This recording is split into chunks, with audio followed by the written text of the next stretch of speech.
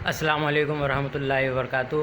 تمام بھائی سے گزارش ہے اول تا آخر یہ ویڈیو دیکھیں، اور جس بھائی کے پاس جس کے پاس صلاحیت ہے اگر اس کے پاس یہ ویڈیو پہنچ جائے تو برائے مہربانی ان کی مدد فرمائیں۔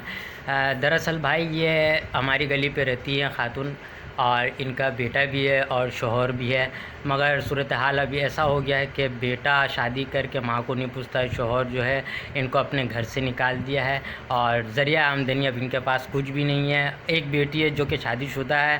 اور وہ بھی جو ہے کوئی کوآپریٹ نہیں کر سکتی ہے، تو ان کا دوا وغیرہ کا بالخصوص مسئلہ ہے، تو ان کا پیر وغیرہ کا بھی مسئلہ ہے، جن کے وجہ سے جو ہے ان کا چلنا پھرنا بہت مشکل ہے، ٹھیک ہے۔ ان کا علاج وغیرہ اس وقت رکا ہوا، اور ان کو علاج وغیرہ کی بھی سخت ضرورت ہے۔